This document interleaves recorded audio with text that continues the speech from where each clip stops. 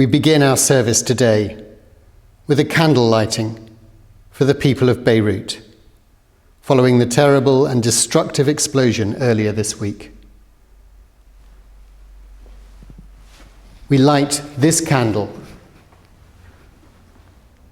in memory of those lost, of lives ended all too early.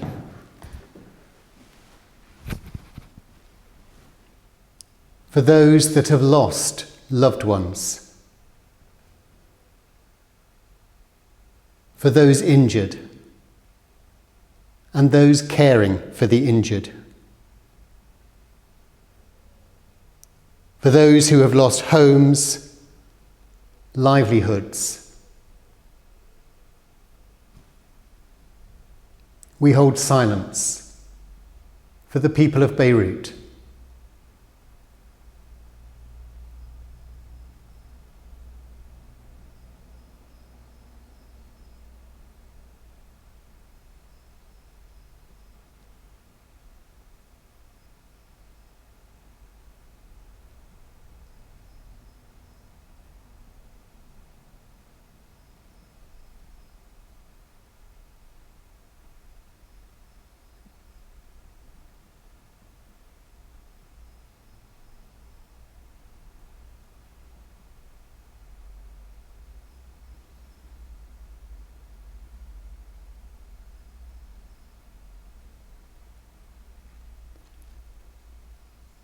Amen. At the end of this video, there will be a slide with an address for the Red Cross and Red Crescent appeal to support the people of Beirut. Please give if you are able.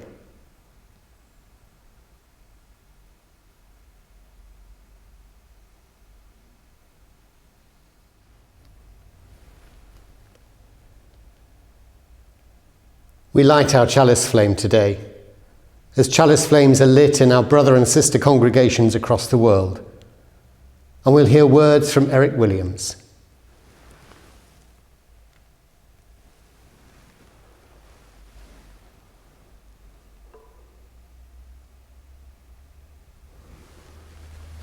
In the beginning, there was light, infinite and expansive, flowing out from an unseen center.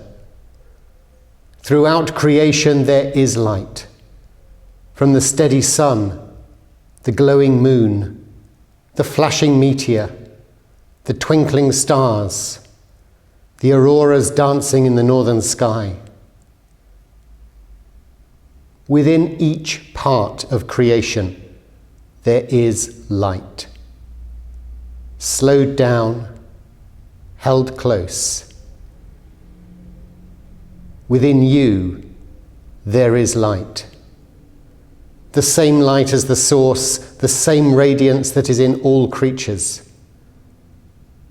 May this small flame be a constant reminder to you of your true nature and your kinship with all beings.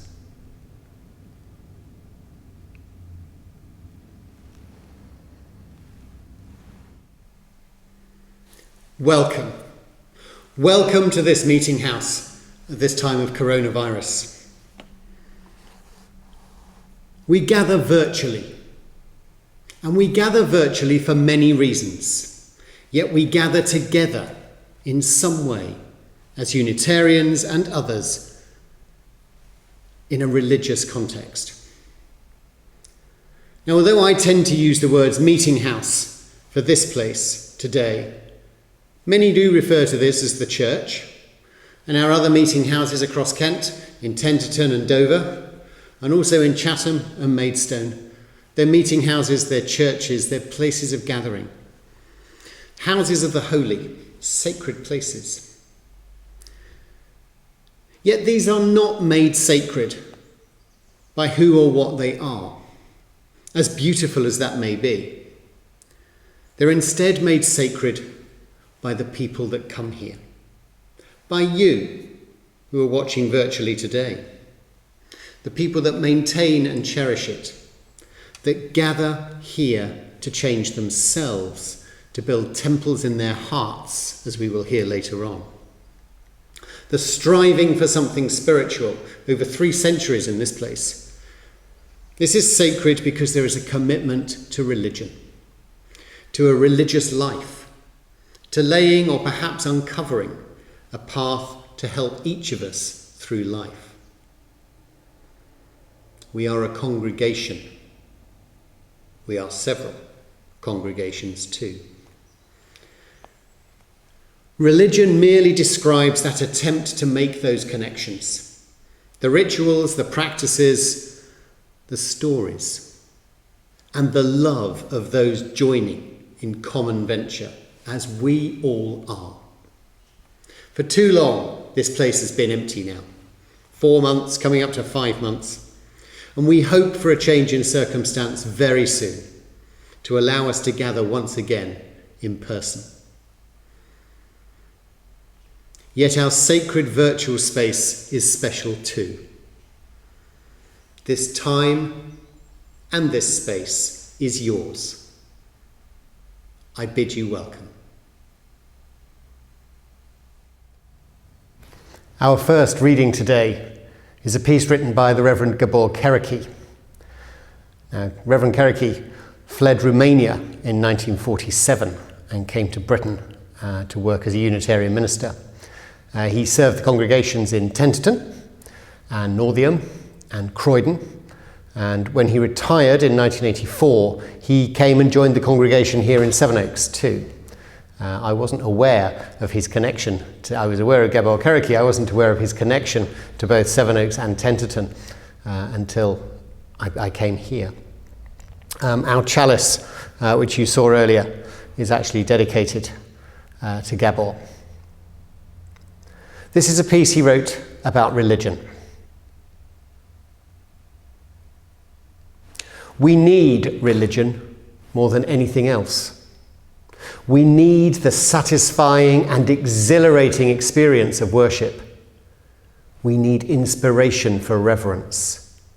We need stimulus for duty. We need incentive for love, goodness, and beauty.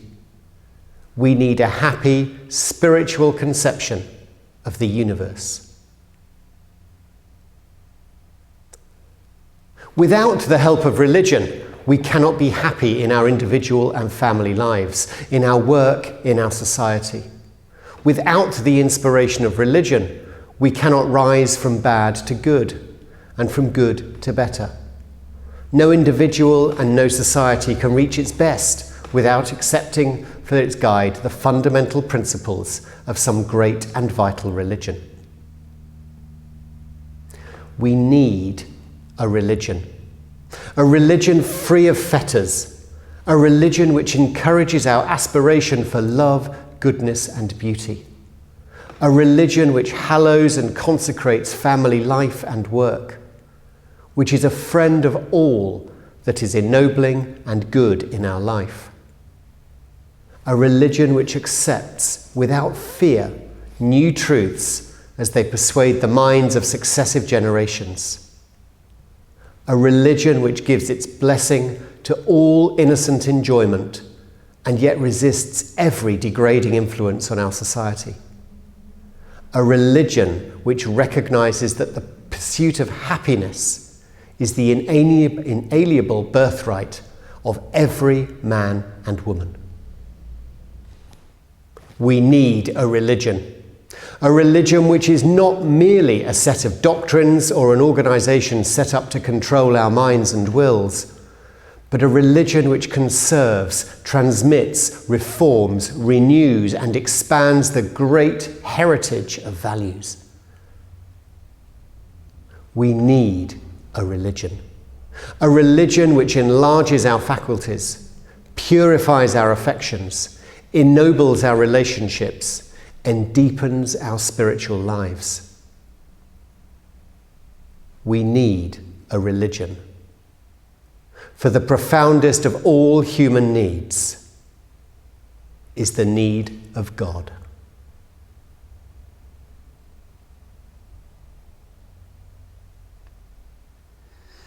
The words of the Reverend Gabor Kereki. Let us come together in a time of prayer.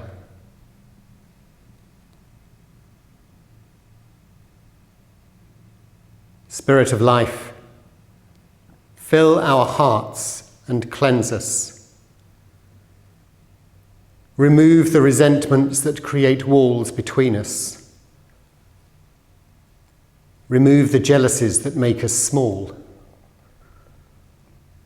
Remove the fears and guilts that close us into ourselves.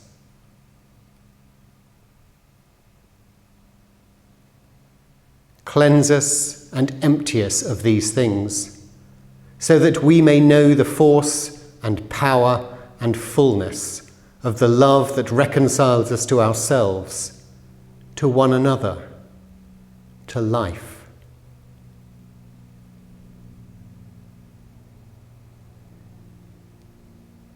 Give us in these moments of quiet the power of love that forgives us when we fail ourselves, that allows us to ask for forgiveness, that empowers us to forgive. With forgiveness, lift us into new ways of loving, free us to care for ourselves, to care for our families, to care for our friends, to care for strangers.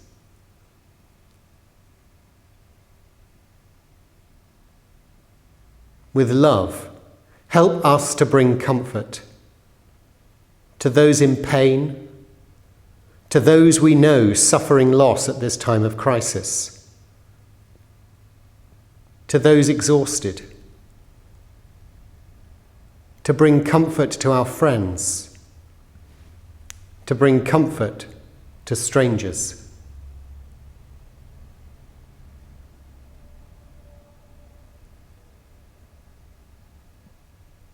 And with that caring, open us to new ways of giving.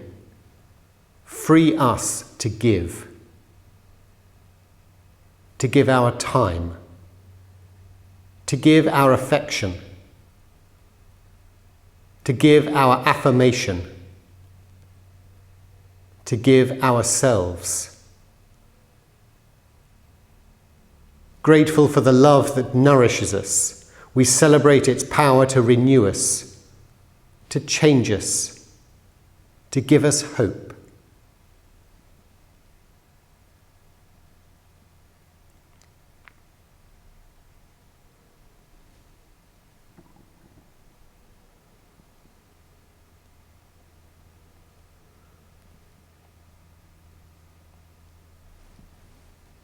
If you wish to, I welcome you to join with me in the words of the last prayer, following the words on your screens.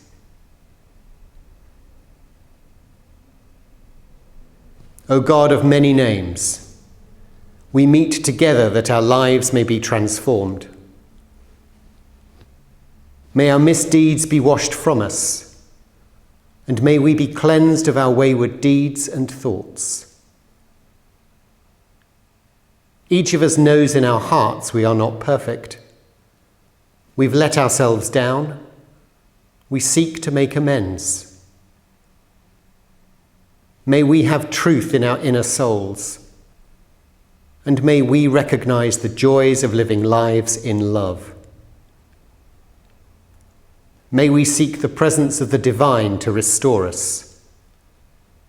Heal us, O Spirit. Make us anew.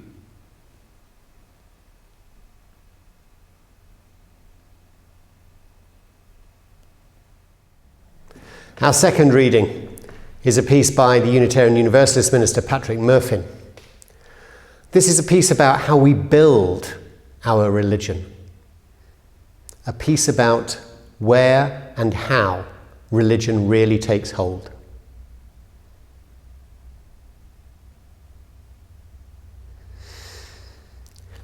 We have seen the great cathedrals, stone laid upon stone, carved and cared for by centuries of certain hands.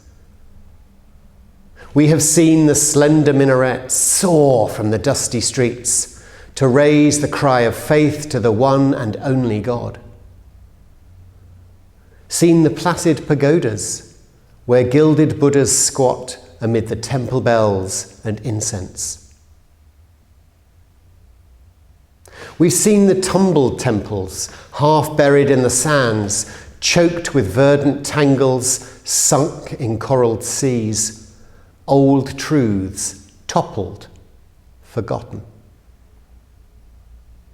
We've even seen the wattled huts, the sweat lodge begans, the wheeled yurts, and the Ice Age caverns, where unwritten worship raised its knowing voices. But here, we build temples in our hearts. Side by side we gather. We mix the mortar of the scattered dust off the Holy of Holies with the sacred water of the Ganges. We lay Moorish alabaster on the blocks of Angkor Wat and rough-hewn Stonehenge slabs. Plumb Doric columns for strength of reason, square them with stern Protestant planks, and illuminate all with Chartres jewelled windows and the brilliant lamps of science. Yes, here we build temples in our hearts. Side by side we come, scavenging for wisdom, cobbling together as best we may the stones of 1,000 altars, levelling with doubt, framing with scepticism, measuring by logic, sinking firm foundations in the earth as we reach for the heavens. Here we build temples in our hearts, a temple for each heart, a village of temples, none shading another, connected by well-worn paths, built alike on sacred ground.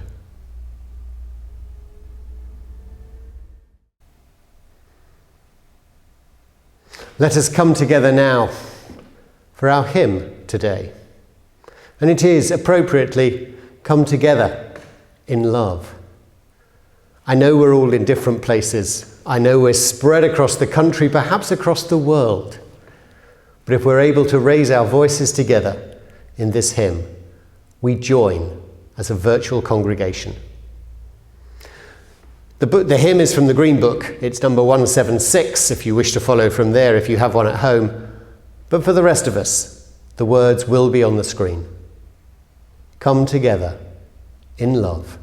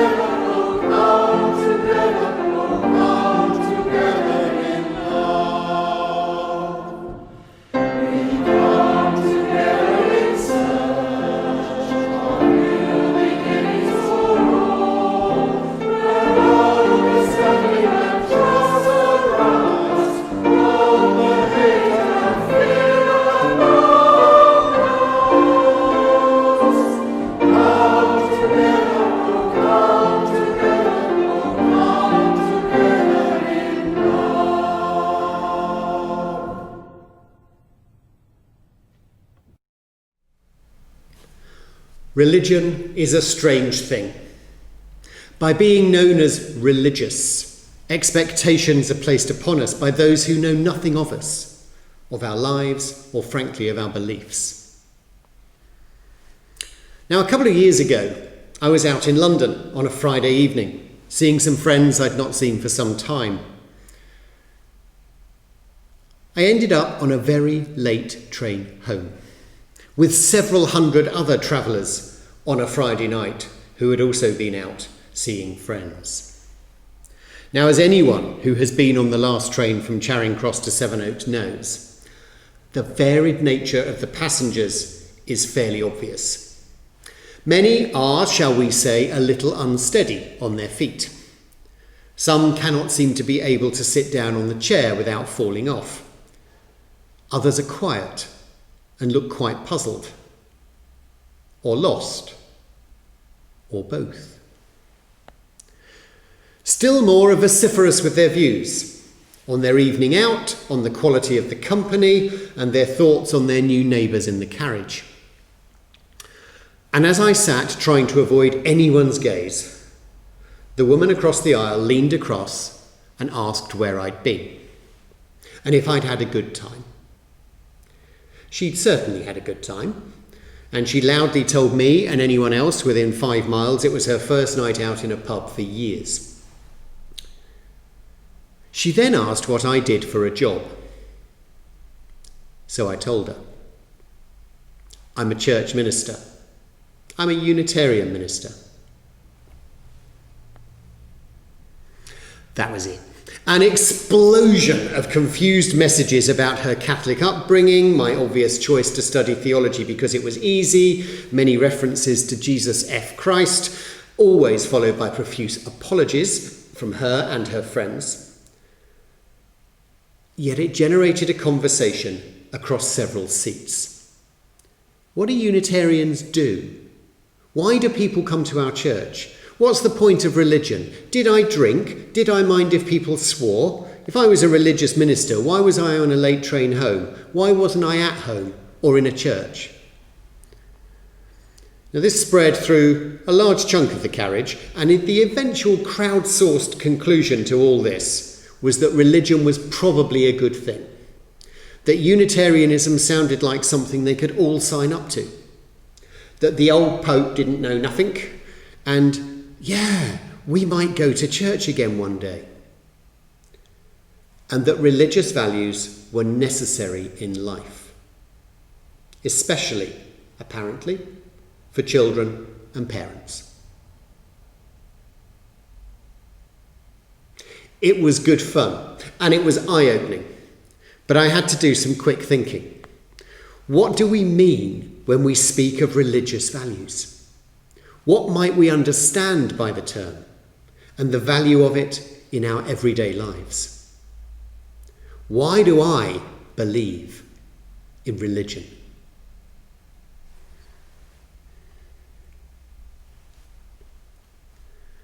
Now, Timothy Radcliffe, a Dominican friar, published a book around 15 years ago entitled "What is the Point of Being a Christian?"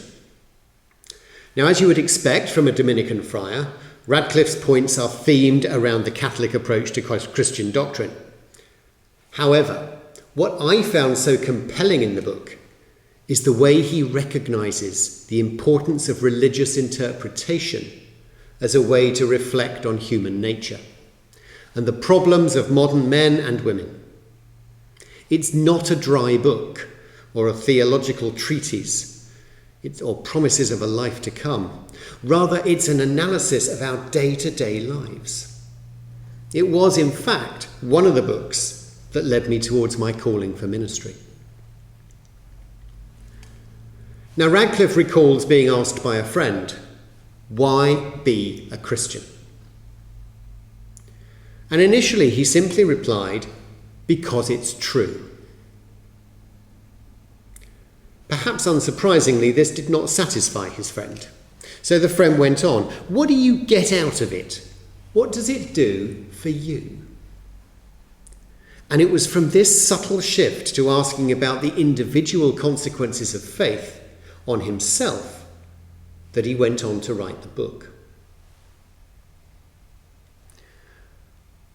Timothy Radcliffe notes that religion must surely make a difference to a person's life, but it can be quite difficult to understand what these differences are without being drawn into the superficial.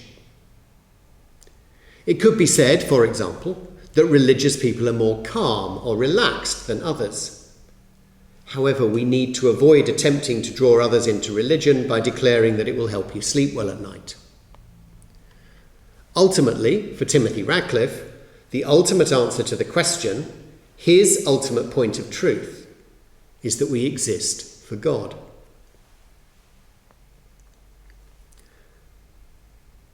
Now, I do think in many ways this conclusion can be drawn out for all religions, not just Christianity.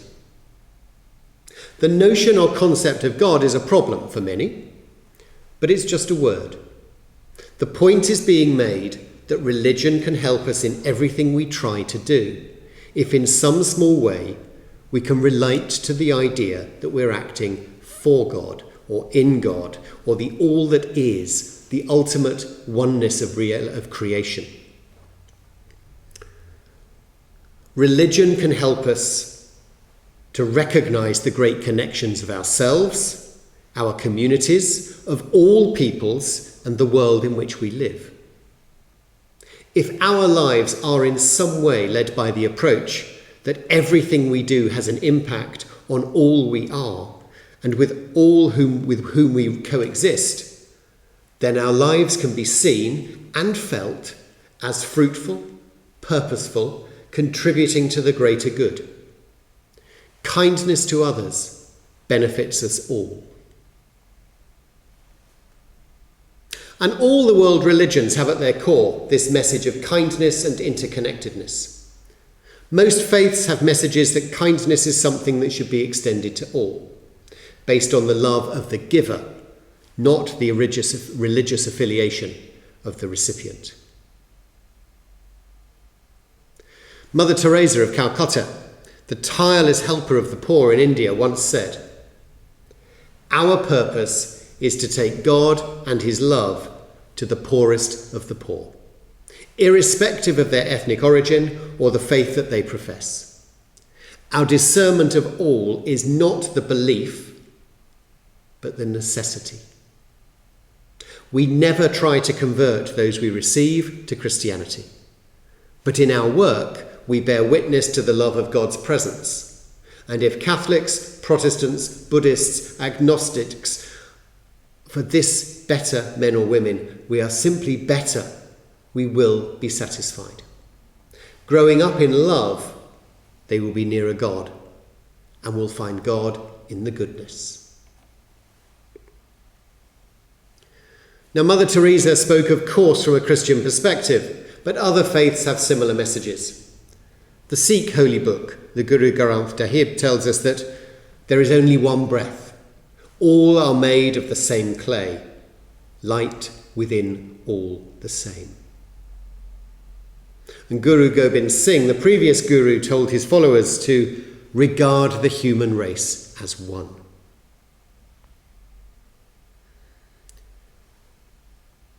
So religion, in the form of its basic texts, appears to offer hope and love and kindness to the world. Yet for many now, religions do not necessarily appear that strong in the world. At best, they're a weird set of people with strange ideas. At worst, they're perceived to be irrelevant, clannish, old-fashioned, and in some cases, intolerant and violent.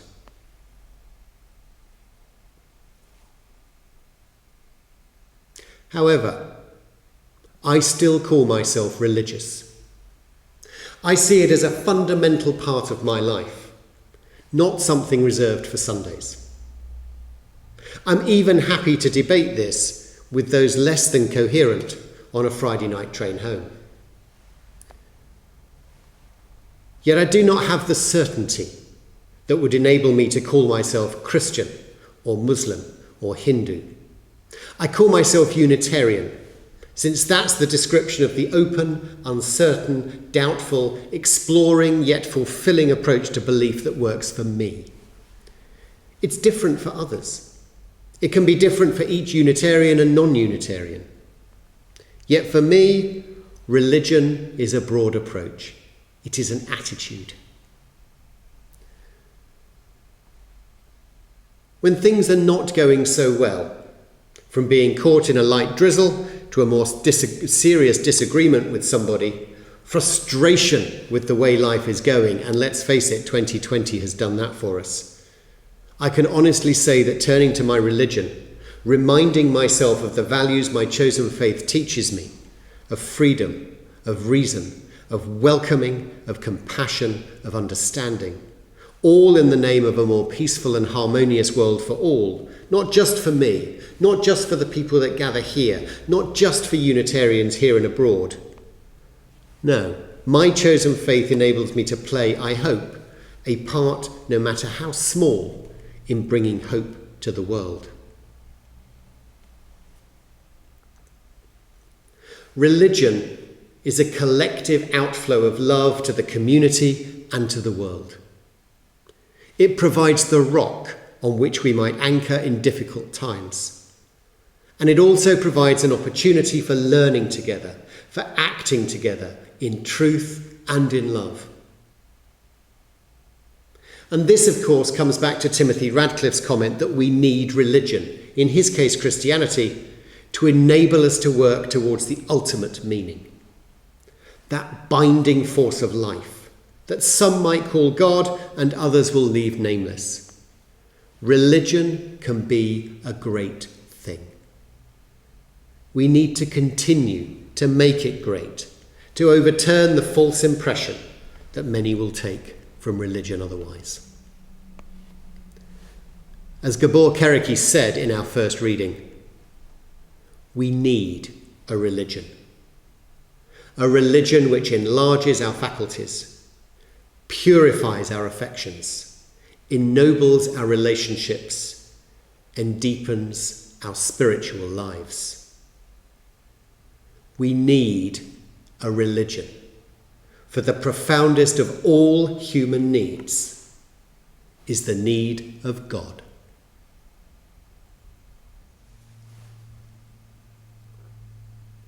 Let us come together now in a time of stillness and reflection together. As we settle our bodies, perhaps closing our eyes, focusing on our breath.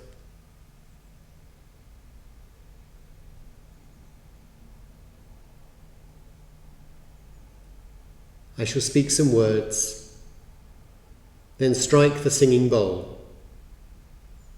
Then we shall come together in stillness and quiet. That stillness will be broken with music to continue our reflections. As we settle our bodies,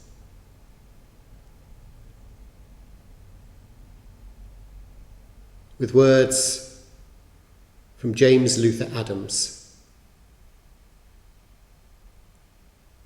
Church is simply a place where you get to practice what it means to be human.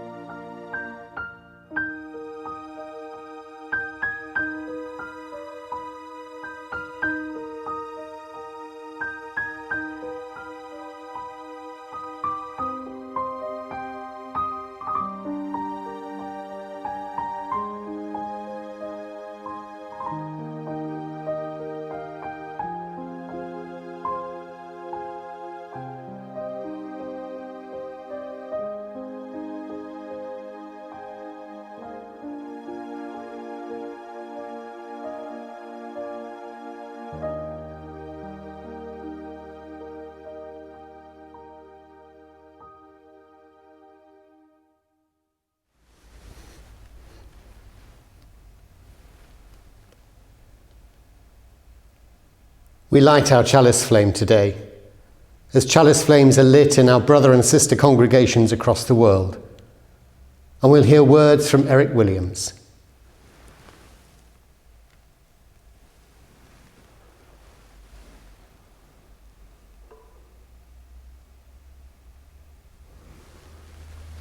In the beginning, there was light, infinite and expansive, flowing out from an unseen centre.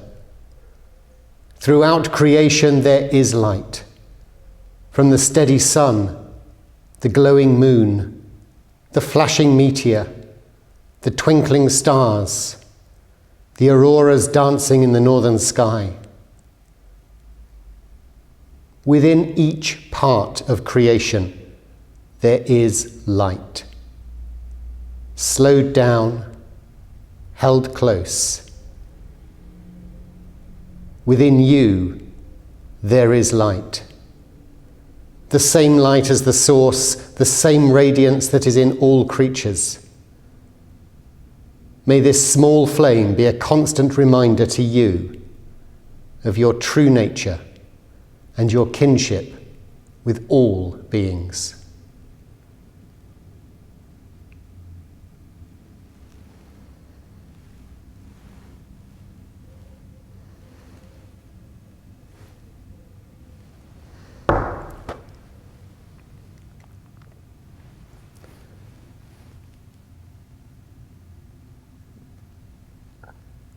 Some closing words. Eternal Spirit, we have gathered together for ourselves, for each other. May the connection we have found in this way today keep us connected. May the stillness we have found bring us peace. May our lives be filled with light to bring hope to the world in our thoughts, our words, and our deeds.